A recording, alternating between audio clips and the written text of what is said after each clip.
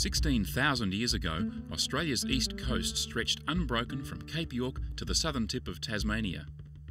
But the shallow land bridge between Tasmania and the mainland was gradually submerging under rising seas. As the advancing ocean made separation complete, two large outcrops remained above water. There's no record of their Aboriginal names, though tribal groups survived on them for generations to come. But long after their feast fires had cooled, the islands were rediscovered by robust seafarers from the other side of the world. Matthew Flinders lent his name to the eastern island, while the handle of his stoic partner in exploration was given to the surrounding strait. But it was the name of the colonial governor who so keenly sponsored their voyages that finally settled on the storm-tossed island in the west.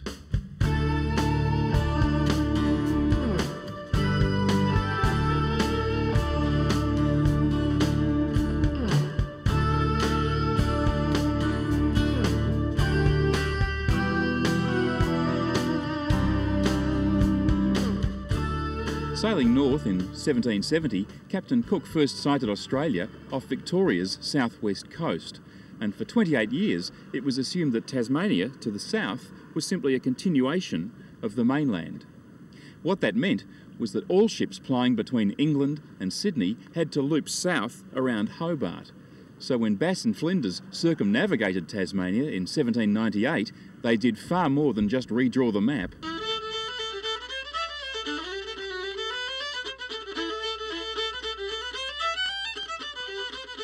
With the discovery of Bass Strait, the journey to and from England was slashed by a week.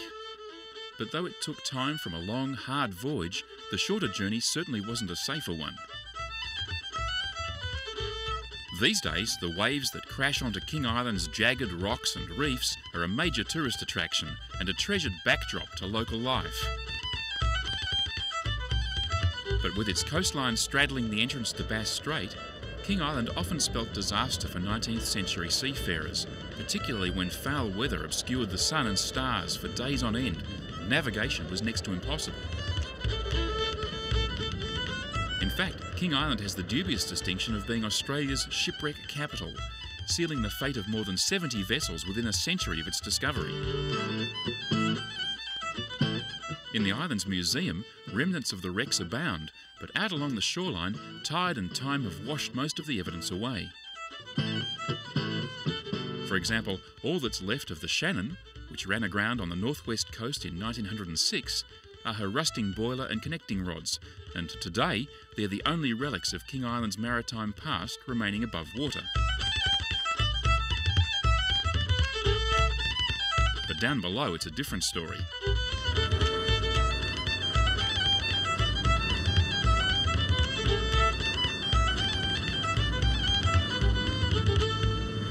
The bad thing about diving here is that it is cold in the water. The good thing is once you get down there, there's heaps to see, lots of marine life and dozens of wrecks dotted around the coast. Let's go have a little look.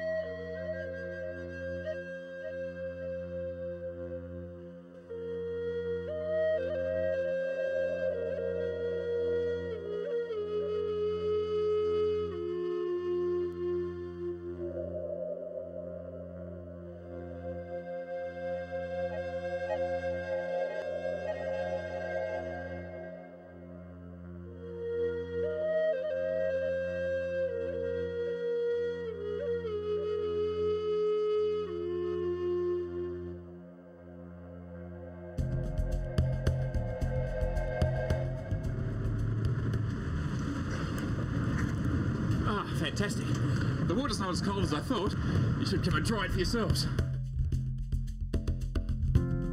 For For those with an appetite for seafood that matches their passion for diving, small catches of the island's superb southern rock lobster can be taken with a recreational licence, free of charge.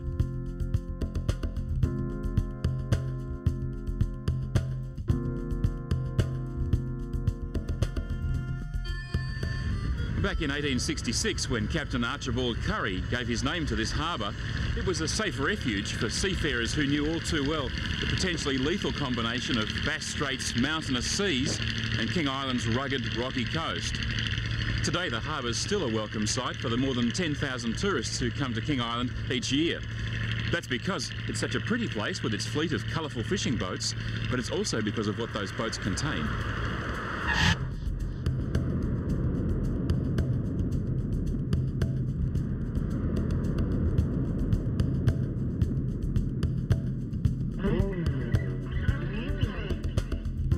Most of the specimens that end up in the pots of the island's professional fishermen go straight to Hong Kong, where they each fetch up to $100 US.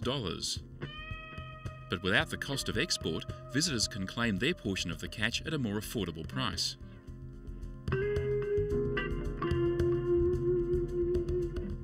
To the west of the island, at the deep, dark edge of the continental shelf, giant Tasmanian crabs are also raised to the surface. In strictly limited numbers, they too fill an Asian export niche.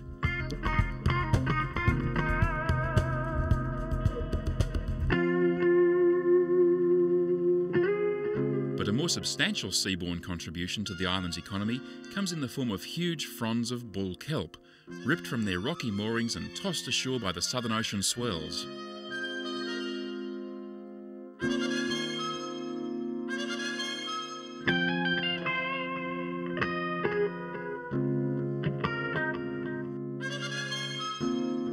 In the southern port town of Grassy, a local artist ingeniously fashioned small portions into artefacts, but the island's 100 or so kelpies collect it en masse for more profitable purposes.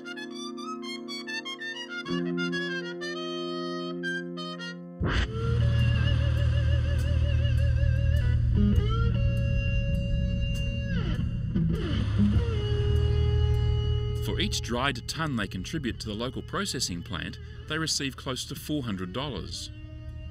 And ground into granules and exported as an industrial stabiliser for everything from ice cream to explosives, it earns the island close to $2 million a year.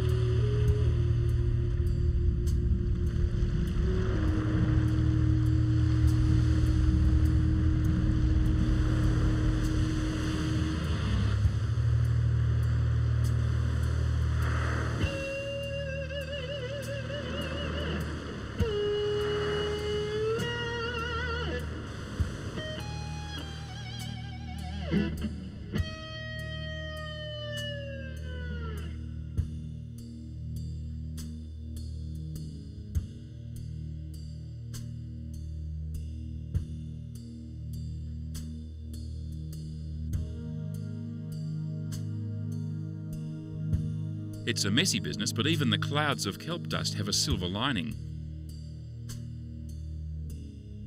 Reconstituted into pellets, they make an excellent soil conditioner that's widely used in mainland Australia.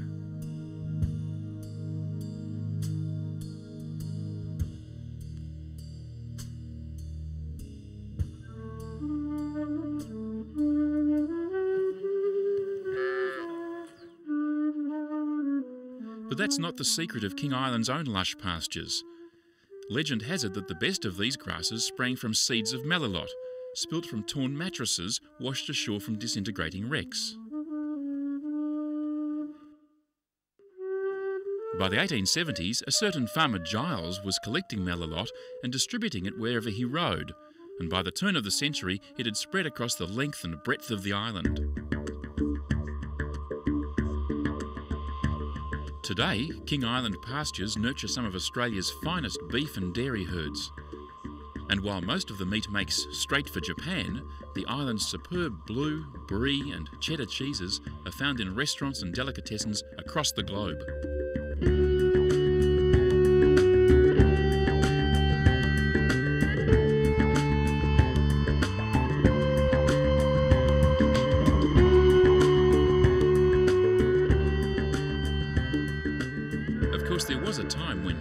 island's hills and valleys were carpeted with native trees and bush.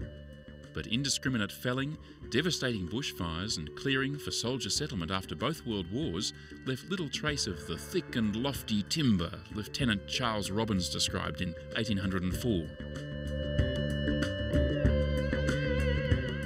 In recent years, the development of national parks and the King Island State Forest have seen native heath and eucalypt returning, and remnants of original vegetation still exist, particularly in the island's south and west.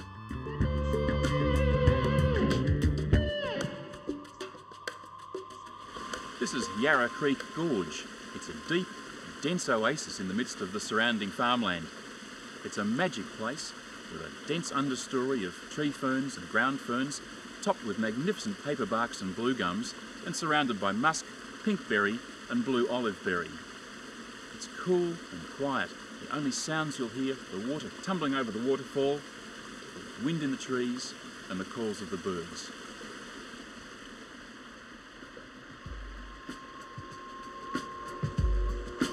Following Yarra Creek Gorge for a couple of kilometres to the east brings you to City of Melbourne Bay, with its formations of pillow lava spectacularly cast when molten lava from long extinct volcanoes met the chilly waters of Bass Strait.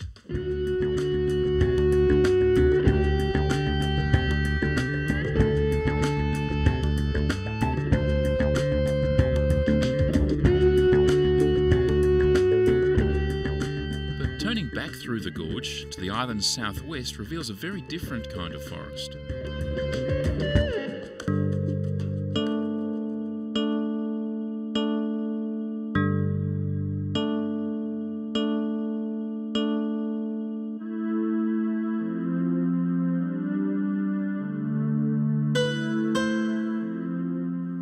In a sandy blow surrounded by hardy coastal bush lie the bleached remains of a once thriving wood. Bent and buffeted by the roaring 40s, the forest stood its ground. But it couldn't resist the piling sands carried in the wind, and 7,000 years ago it was finally smothered by the mounting drifts.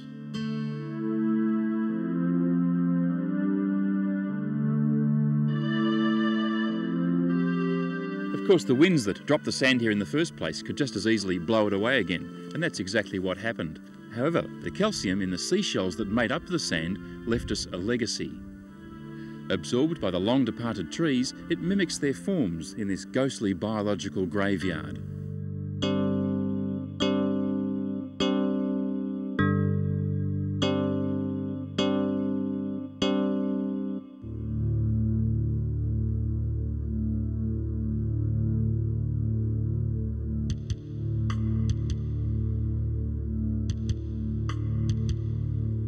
Around the corner at Seal Rocks, the wind works on the sea as well, pounding it to froth and mist on the glistening serrations of the southwest coast. It's a characteristic King Island scene, but no more so than the long, gently curving beaches that shape the island's northern shores.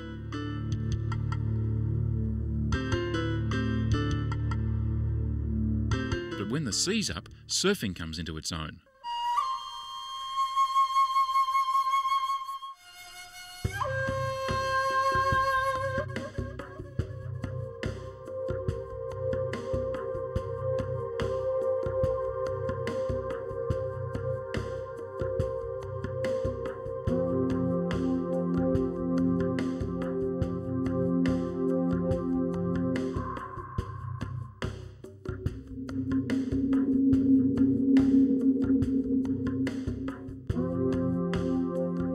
Plenty of the island's beaches fashion well-shaped waves, Martha Lavinia, across on the east coast, is said to have one of the best shore breaks in the business.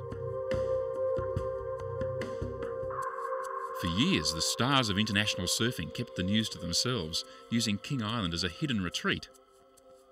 But bit by bit, the secrets got out, and now King Island has joined the likes of Easter Island and the Galapagos as one of world surfing's great exotic venues.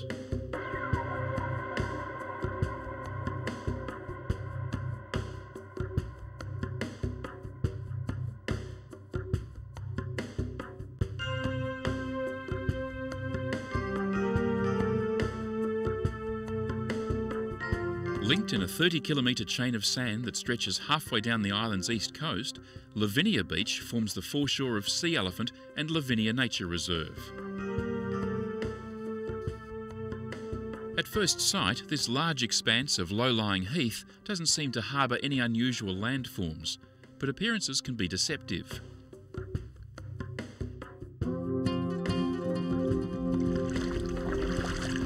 There are just 4 places on Earth, France, Canada, Fraser Island and here at King Island, where conditions are just right for the formation of what are known as perched lakes. Now, perched lakes, like this one here, are formed when silt builds up over a long period of time and forms a kind of waterproof membrane across the floor of the lake that holds water. And of course the water's replenished every time the rains come. The water's fantastic to drink, wonderful to swim in, if in this case you don't mind having your toes tickled by brown trout.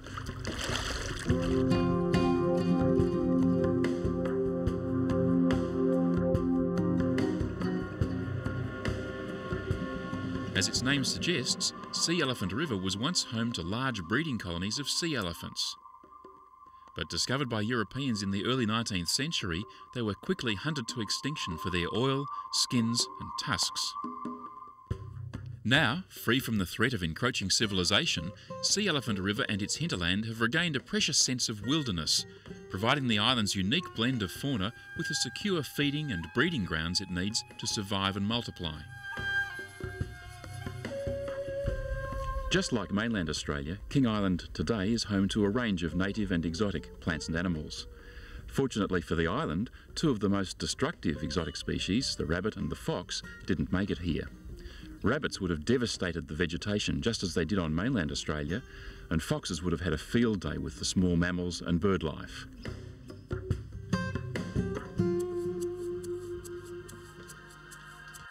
High on their list of easy pickings would have been the colony of fairy penguins at the southern port town of Grassy.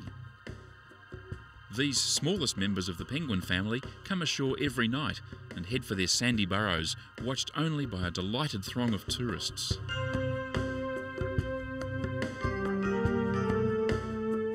Grassy also has some man-made spectacles that are worth a look, not the least of which is its now abandoned scheelite mine. As the base ore of tungsten, scheelite has often been in great demand, and in 1990, when the mine finally closed, the houses of the 950 miners and their families were abandoned too.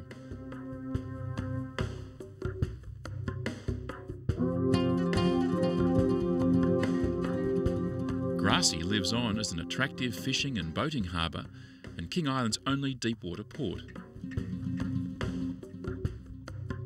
And though vacant houses still whisper ghost town, new yachting anchorages, hostels, guest houses and a community arts and crafts centre all testify to its renewal.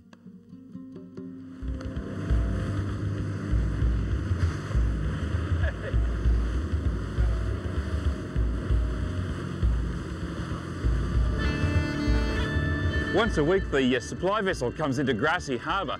It's a fairly tricky passage and the pilot boat's essential to steer it through the narrow gap here. Brings those much needed supplies of groceries and especially the grog and exchanges it for King Island produce, cheese, meat and also kelp.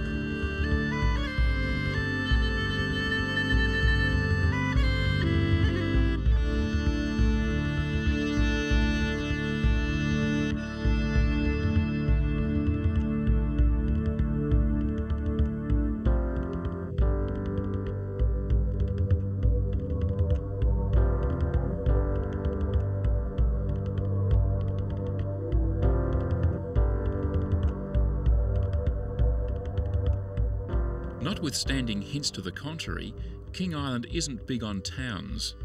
In fact, there are only 3 that could possibly lay claim to that title. With its tourist facilities, club and general store, Grassy is one of them. And halfway up the east coast, Narracoopa is another. This seaside village provides holiday units, 2 licensed restaurants and a fish and chip shop. The beaches are excellent too, great fishing and diving.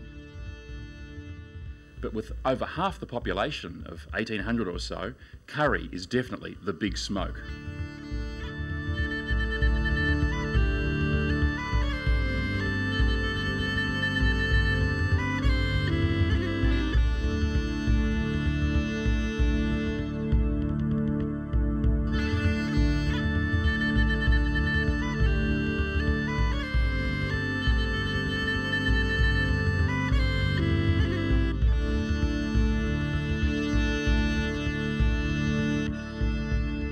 a 60 by 30 kilometre island, traversed by an excellent combination of sealed and unsealed roads, fuel is an essential item, and Currie has the island's only pumps to provide it. Currie also has the only post office, bank, newsagent and baker.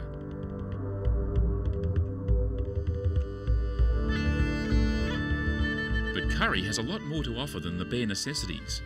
The bakery has a superb range of pies, including local beef and the pièce de résistance, local lobster. Clubs and pubs offer sit-down tucker, and if fine dining's on the agenda, the Boomerang by the Sea offers it, with views to match. But some of the nicest things about Currie have more to do with contemplation than consumption. A walk down to the pretty little harbour and out along the jetty is always a pleasant experience, and when the fleet's in you can have a chat with the fishermen.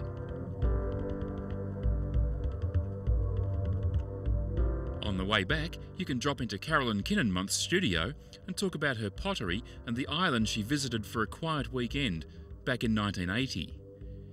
If she's not there, her door will still be open, and if some of her fluid and fascinating pots prove irresistible, you just have to check the price and pop your money in the honesty box.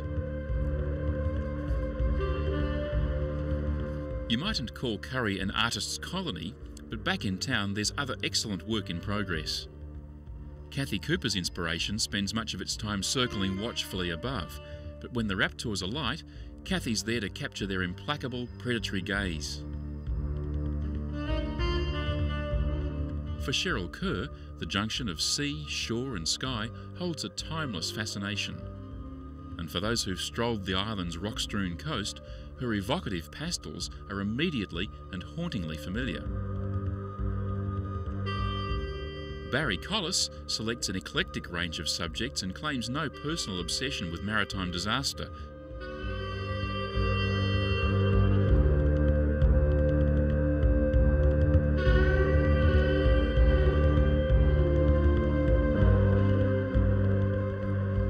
With the loss of the Cataraqui and 400 of its passengers and crew in 1843, it was clear that avoiding King Island could no longer be left to the uncertainties of celestial navigation. But it took another 20 years before a powerful beam finally flashed its warning from the northern tip of the island. Once the impressive and expensive Cape Wickham Lighthouse was up and running, it was confidently expected that King Island would no longer pose a serious threat to shipping. But the logic of placing a single lighthouse on the northern tip of the island was fatally flawed.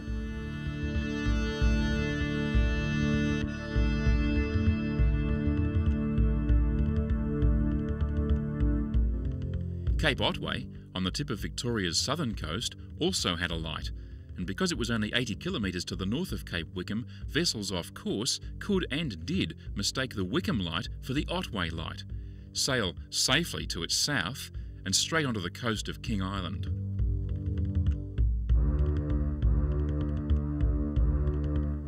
Again, the response was slow, and it wasn't until 1912 that Currie, more or less at the island's centre, was blessed with a rather quaint, prefabricated steel lighthouse.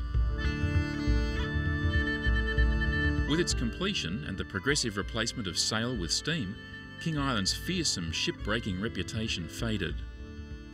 But it wasn't until 1956 that Cape Stokes Light added a final southern link to the island's safety chain of flashing signals.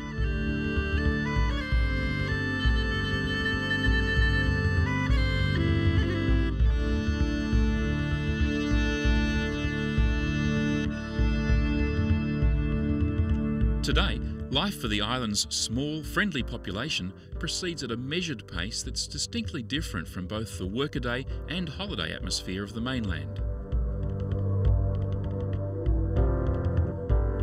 As a visitor, it's something you notice as soon as you get off the plane. The islanders are helpful and happy to suggest things to do and see, but there's no feeling of a set order of priorities, of things that must be done and must be seen before you go. Without that pressure, you feel free to meander and explore, and there's plenty of ways to do it. Riding a horse or bike lets you really experience the surroundings, but if you want to see the island as a whole, There are bus tours and cars or four-wheel drives for hire.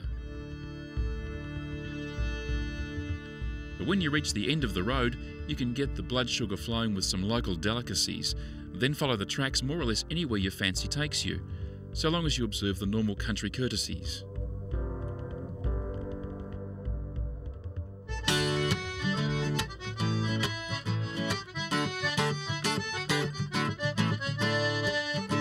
In a predominantly rural community, it's no surprise to see a wood chopping competition in front of the local hotel.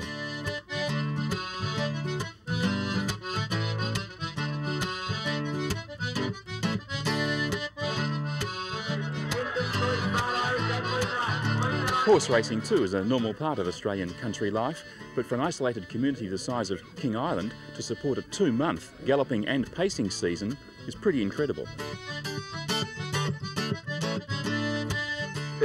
Second last race at King Island. I've got $5 riding on this one. Let's see how she goes.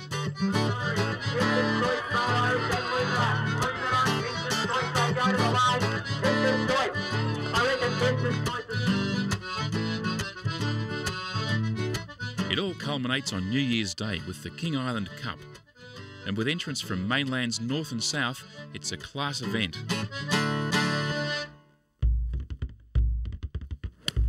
There's a couple more class events in the island's calendar too. Perhaps the most picturesque is the King Island Open Golf Tournament, held in November on the superb oceanfront links at Currie.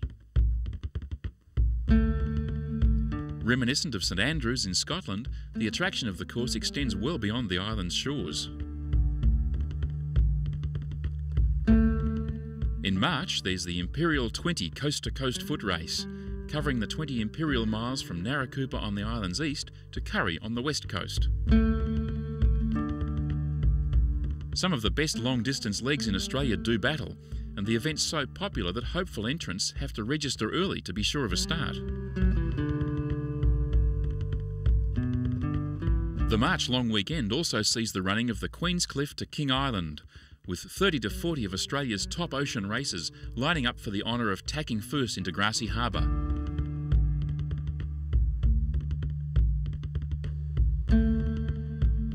Even today, the natural power of wind still plays a central role in the island's life, supplementing the output of its diesel generators and helping to ensure the island remains a clean, green haven for future generations. In fact, propellers of all sorts now provide the lifeline to and from the island that was once the province of sail. They take the lobster fleet in search of the spiny but succulent prize roaming the rocky crevices beneath Bass Strait. Other propellers rapidly dispatch their haul to the crustacean connoisseurs of Asia and return with virtually everything required to stock the shelves of the island's supermarkets.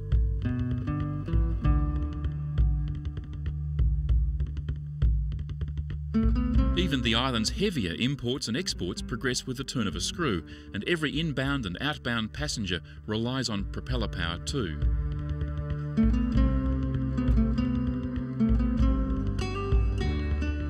Well, here I am, a reluctant outbound traveller. I found it incredibly easy to relax into King Island's way of life, and I have to say that the thought of the traffic and the crowds waiting for me at the end of this 40-minute flight north across Bass Strait don't really appeal. But that's the way it goes, and I do plan to come back for some more scuba diving. But before we go north, I want to take one last circuit around this 40th parallel paradise that is King Island.